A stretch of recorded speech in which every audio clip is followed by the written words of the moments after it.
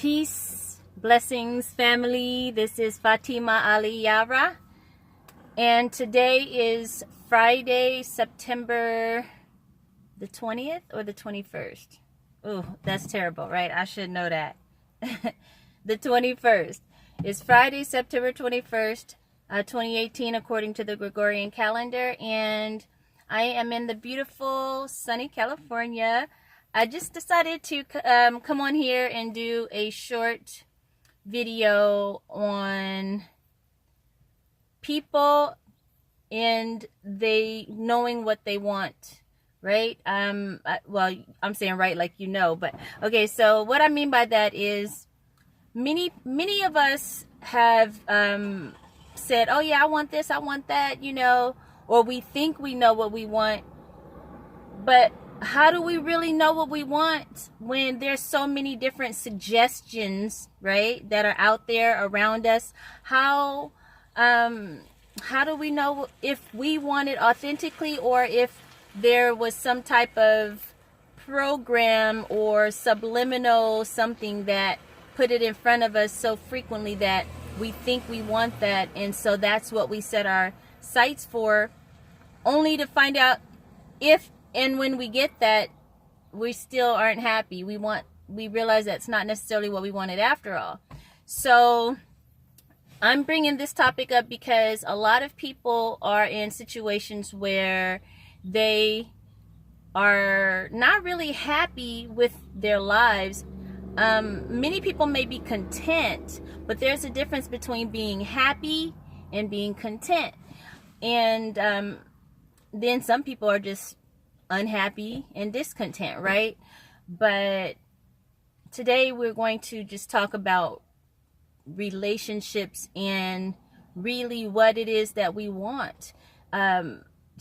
We were taught as children to basically think that we wanted to grow up to get married one day, right? This is what we were taught as little ones growing up, that boys and girls, you know, they start out by dating, and then from dating they go to, you know, getting engaged, and then from engaged you go to getting married. Like, that was just like this little thing that society has taught us. So the women, they would prepare their children, their little girls, to become wives, not necessarily mothers, interesting enough, but they would train them to become wives. Wives in the form of being a good companion, a bed companion for a man or a boy, and also for the purposes of procreation, because they feel that, you know, they should get started early so that they can have as many children as they wanted or could. So you have these girls who are literally groomed to become wives and birth children, and that was it. So a girl, she got kind of, you know, knows in her mind, my goal is to get a husband. That's the girl's goal. And the boys are not necessarily taught your goal is to get a wife. The boys are taught, you know, get as many as you can and, you know, make babies, right? Because that's how they preserve their seed. That's how they preserve their bloodline, their family name, is by having having as many children as possible. There's this misconception, this is a side note, but there's this misconception that people believe that you can only preserve your seed through the male. That is so backwards. So backwards in so many ways. But a seed is preserved through both the female and the male, because they both, right, can make babies. The boy is the one who has the sperm to put into the girl to make a baby, and the woman or the girl has the eggs that need to be fertilized in order to make babies. So either one of them can make babies. It just is, one is more on the carrying side and the other one is more on the delivery side, right? They deliver the seed, they deliver the sperm, she catches them, holds on to whichever one she needs to hold on to fertilize one of them eggs, and then boom, all of a sudden a seed is planted and a baby comes out eventually, right? Well, not just babies in the form of humans. This is for animals and insects and shoot, even plants. Think about it. People who grow weed, they have male and they have female plants. Even though, interestingly enough, they toss the males because the males are no good. Go figure, right? That's another story as well. Let me get back on track. Okay, so anyways, what people are taught usually to want something that not necessarily they might want for themselves, but this is how we're taught. So girls are groomed to be mothers and wives. Well, baby makers and wives. They kind of had no choice but to be a mother in the form of taking care of the children, because the man, once he gets the woman pregnant or the girl pregnant, he off messing with some other female who ain't got babies or who might have babies but is willing to mess with him while you pregnant. This is just how life works. It's terrible. I know, it's sad, but doesn't change the fact that that's the truth most of the time. Not saying all the time. I'm not telling you guys that every one of your men are out there messing around while you're pregnant. Please don't go and attack your man because you heard me say that. That's not true. I'm just saying the way that we have been taught or things are perceived based off of the TV shows and movies and things like that, and then our own some people's personal stories, right? We just accumulate all of these different things that are put before us and we draw our conclusions based off of that. It's not always going to be the same case for every single body because everybody's different, right?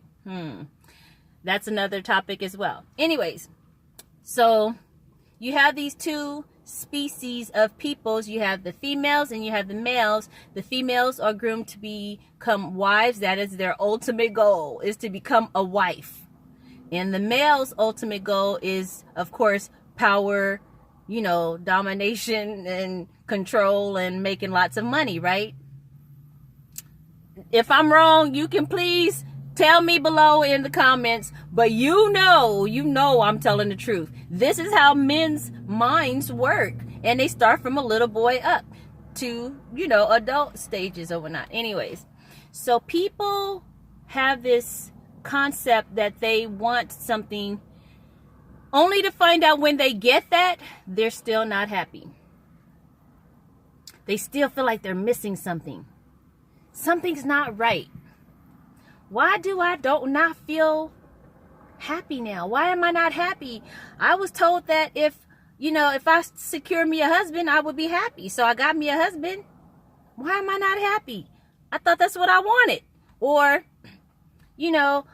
I've been, taught that I need to, have a woman in my life to make me balance. This is from a male's point of view, right? Oh, you need a woman to, it's not right if a man is successful and don't have a wife, right? Right. So that's what they tell you. So you go and look for a wife to go along with your success, not because you necessarily love her and want to know about what she does and care about her and all of that. You're just doing it to add to your success and your status and your appearance. This is how males are groomed to think when it comes to marriages and relationships and things of that nature. So, they also are taught, the males, that once you get into a marriage, your life is over. So what makes a man want to go get married when his life is over? Right? Who wants to have a over life? Nobody wants their life to be over. Nobody wants to be like, the old ball and chain. I mean, I don't want to be looked at as a ball and chain. What in the world? Who does that? Anyways, okay. I probably need to keep my voice down. I'm at a park, but people are still walking around. Anyways, okay, so back to what I'm saying. We have all these conceptions of how we are, supposed to want to find a mate for the purposes of appearance or procreation or status. And for the women, they do it because they're taught that this is how they get taken care of. Girls are groomed to become wives, because that's how they get taken care of. It's like the family looks as them as burdens. A girl is looked at as a burden in the family. Don't take my word for it. Read. How many people read anymore? They probably don't. But if you go and read, just read some history, watch, pay attention. The female is looked at as a burden on the family. So she is groomed to be married off and given to a grown man so that he can take care of her. And in exchange for him taking care of her, she gives him babies. This is crazy. But it worked, right? It seemed crazy to me, but it's practical to most people, because it's like, okay, well, shoot, you get, because men were only allowed to buy homes and work and things like that. So the women, they really depended on a man to take care of them. This is all in America. No. This is everywhere. Everywhere that's influenced by European culture. No lie. Okay, anyways. So the females are basically looked at as, look, your only job is to make babies and take care of the man's sexual needs. That's how we've been viewed by their world. And so we live up to that by, what's the word I'm looking for? We live up to that by working towards, having men take care of us, getting pregnant by a dude in hopes that we can, get him to take care of us and the baby. Like, women do that kind of stuff. Not me. I did the opposite. I'm kind of a weirdo, though. I mean, literally, when I got pregnant, I left. Who does that, right? I don't know. I did. Anyways, that's another story as well. So getting back to what I'm saying is, all of these people are getting together for what they feel or have been taught is the right reason, or the practical reason, right? But when you get together with these people get together, is the girl really happy? What teenage girl wants to get married off to a 40-year-old man? I'm just saying. Is the male really happy? What grown 40-year-old man can really be satisfied, other than physically, by a teenager or very young girl, when he supposedly have acquired knowledge, wisdom, and understanding in things? Now, he can teach her, but he can't get mentally stimulated by her. But then that's what he has his homeboys for, right? That's what he has his compadres for. I get mentally stimulated from my male counterparts. I only need her for sex. No, we should be able to dialogue equally without me threatening your manhood just because I can keep up with you in an intellectual conversation. In an intellectual conversation. I said in a. English. It really irritates me. I hate trying to correct people on how to speak correct English when English is the reason why we are effed up today. Seriously. English is the worst language ever. It's mixed up. It's backwards. It has multiple meanings for one word. It's confusing. It's double forked. It's just all kind of bad. But that's another topic as well. Anyways, let me get back on what I'm saying. Men back in the day were taught that women are not smart as they are, or women cannot handle or conduct business, or go out and fight and things of that nature. So a woman is supposed to be like a little girl. He wants a little girl because in his mind he can dominate a little girl. He can teach her, he can tell her what to do, he can even hit her without getting any type of backlash, right? But a woman, an adult equal to him, now that's a challenge, and no man wants to be challenged by somebody that they feel is inferior to them. Don't take my word for it, and I'm not agreeing with either nobody. I'm just acknowledging what is. That's it. That's it. This is not something, don't be mad at me for speaking about what is really going on around us and how our people really think. You got to be mad at the situation. The thing is, either you can do something about it or not. I'm just trying to make a point here. My point is this right here. We think we know what we want because we've been taught, groomed, programmed, and everything else by outside influences telling us what we want, telling us what we should be doing and getting. But 9 times out of 10, when the people get together with what they think they want or what they've said they wanted, they still are unhappy. They're still unhappy inside. And so it reflects outwardly. And next thing you know, they're arguing with one another, starting fights, maybe having bad attitudes in the public and with each other, or you got to go drink just to come home and deal with that person because you really are just burnt out, or mentally, emotionally, physically, whatever. You start taking drugs, or you just get bored with them, and so you want to go start having extramarital or affairs and messing around with other people, and it's crazy. But it's all due to the fact that you did not know what you wanted. You were going after what someone else told you you wanted. And when people stop and think for a moment, what do I really want? They'll realize that they don't know. They don't know what they really want because they're so used to having other people tell them what they want. Really, real talk.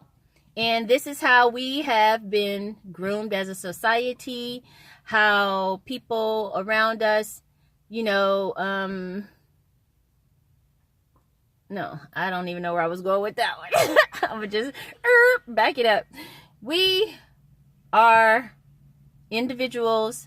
We are our own body, mind, whatever, right? That's how we have been taught to believe anyways. So we should have our own individual thoughts, our own individual wants, desires, and things of that nature. And if you know what you want and you put it out there that, look, this is what I want. Let the people know, look, this is what I want. Not what I think I want, or what they said I should have, or what I should want. This is what I want. Now, it's up to the person on the receiving end to go, okay, you want this, and this. Well, I only have this and this to give. Can we make it work? So now it's up to you to say, I want this. They only have this. Do I really want to test this? And I already know that they're not going to be able to give me even half of what I want. But they want to hook up anyways. And they cute, and they got a nice one, right? Or she wants a whole lot. I only had this. We could try this, but she might be wanting more than that. And so what if she decides she wants more, and I've already given her this, and this, then I'm losing out. So do I really want to take this chance? And this is what people are going through in the back of their heads. If you put it out there what you really want, right? But at the end of the day, you have a choice to make now, right? You have a choice to make. If you decide to go ahead and try it out anyways for the superficial reasons that you see in the other one, then guess what? It might not last that long. But hey, it's worth a try. Anything's possible. And guess what? He might be able to grow into those things. And she might actually have other things to offer that he didn't know about because they are looking at it from this point of view, right? But you don't know unless you take a chance. So if you know what you really want, put it out there. Let the people know. If you don't know what you want, don't try to go after just anybody just because you feel you have to. It doesn't make sense, and it's going to end up in failure. No lie. That's scientific, proven historical fact. Okay?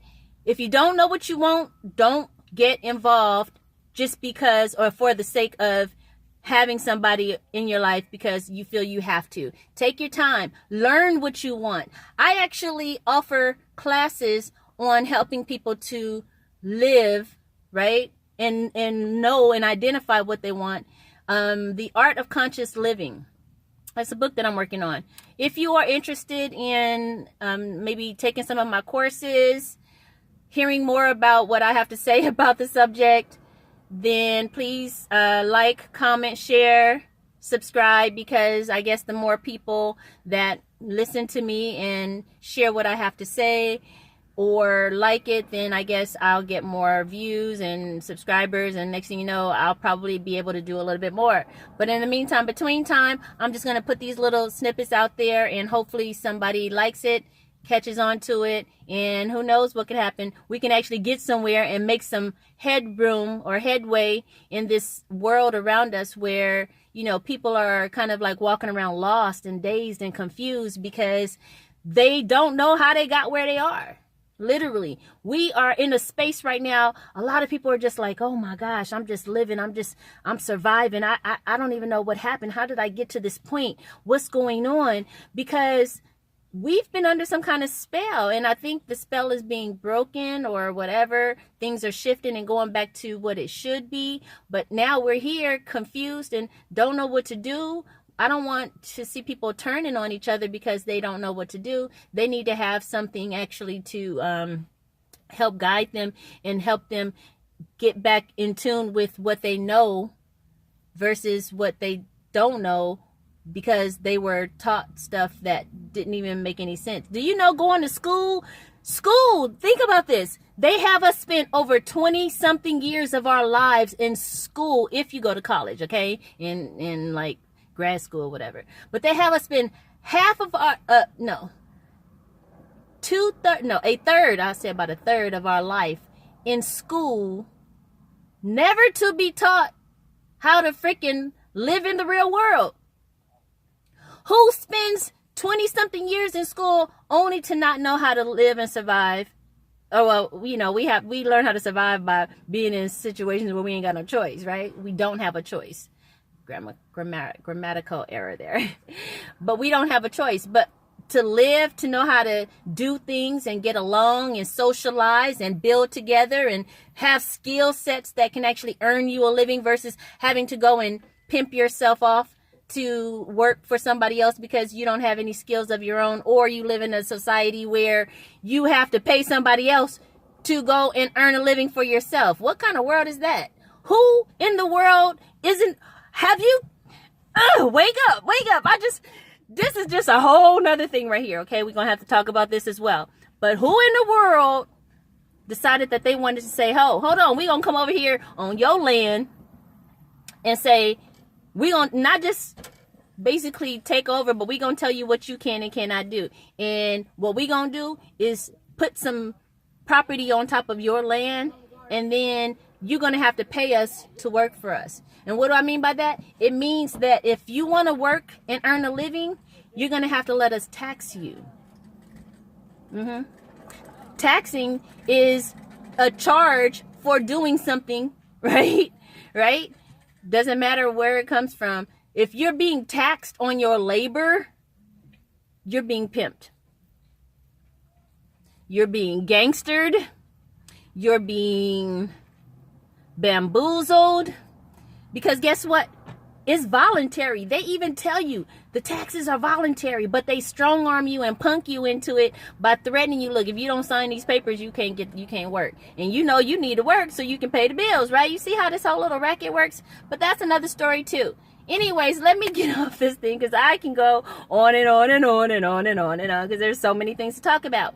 But that's why I want to do little snippets, because there is so many things to talk about. I should be able to, you know, get somebody's attention, and hopefully somebody will listen to what I'm saying, not for the purposes of following me, right? I don't want a bunch of, you know, people, I'm following Fatimah-Ali, right? No, it's not about that. It's about using this right here. Our heads used to be way bigger. Why? Because our brains were expanded and we thought better and we did better. We were able to levitate and move stuff and think and telepathically communicate with each other, and then all of a sudden we shrank in head size, body size, and everything, and now we are where we are today. Anyways, I will rant and rave. Don't let me get started. So anyways, this is Fatimah-Ali, Yara, and I am here on this beautiful day to share some wonderful things with you in hopes that you will learn, relearn, unlearn, deprogram, reprogram, whatever you want to call it. I'm not here to battle against anybody or tell anybody they're wrong. I'm just saying, look, think. That's all. Think, and think for yourself. Don't let somebody else think for you. Now, if you come to the same conclusion, then at least you thought for yourself. But if you making your conclusions based off of what someone else is telling you or giving you or feeding you, you're not even, you're a puppet. You're a freaking Pinocchio. That's just what it is. Anyways, thank you so much for listening. Tune in, subscribe, like, share, comment, and hopefully we can do some wonderful things together. Peace, love, and light.